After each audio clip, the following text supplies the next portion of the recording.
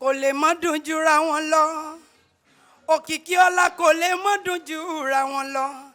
iṣẹ́ àbínibí o iṣẹ́ àbínibí ti yàtọ̀ fáwọsé kò lè mọ́ dùn jura wọn lọ Tẹjúmádé mọ̀ wọlé mọ́ra bá àṣẹ iṣẹ́ àmọ́dún ọdún ayọ̀ lọ sí ìmọ̀ṣe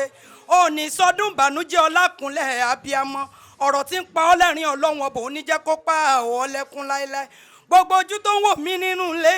bẹ́ẹ̀ mẹ́rin ṣe bẹ́ẹ̀ gbóhùn erin o bẹ́ẹ̀ mọ̀sá ẹ jí ọlọ bẹ́ẹ̀ òkìkí ọlọ́bẹ̀ mọ̀ mí ṣe bẹ́ẹ̀ ń gbóhùn tèmi ọmọ dásọ̀ fúnjọ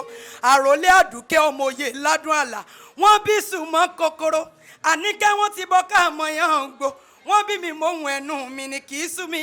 kì í rẹ̀ mí ebi ní dá mi lágara bẹ́ẹ̀ bá ní kí ni mo wá ṣe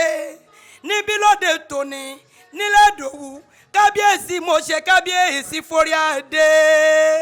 mo súnmọ́ bá níwọ̀n ẹgbẹ́ ìje àpẹ́ mo jìnnà sọ́ba níwọ̀n ẹgbẹ́ ẹ̀fà Tẹjúmádé ló gbé mi wá o òun ní sọjọ́ bílẹ̀ ni o ó ní kí n wá bá òun kíyà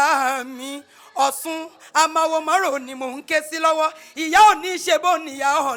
ọ̀làdé kojú ẹ̀bọ̀rà tí gbénú omi ríran ìyá mi lẹ̀ wù jí alágbolódò ni mò ń ké sí lọ́wọ́ Ọ̀ṣun mọ́ fi ìtàlẹ̀ jẹ mi òun ọ̀làdé kojú dákun mọ́ ṣe pọn mi dà sínú mi àmàwò márùn abiyamọ ọlọ́jà àrà ọlọ́jà iyebíye Ọ̀ṣun Tẹjúmádé ló ní wọn bá ń kíyà àwọn àgbàlámùrà ò nílẹ̀ aṣọ ọ̀rọ̀ fẹ́ mọ́ bá wá ní aṣọ nípẹ́ nire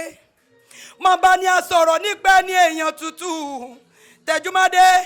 ò ní tẹnugbó bí ọwọ́ bó o bá jáwé ewé mọ̀ jẹ́ fún ọ bó o bá wàgbò egbò mọ̀ wà fún ọ lágbára Ọlọ́run ọba iṣẹ́ tádá ní wálé ayé ti parí ni wọ́n mọ̀ yà lọ́dọ̀ rẹ̀ lágbára Ọlọ́run ọba gbogbo ẹ̀yin tẹ́ ẹ wá ń wò mí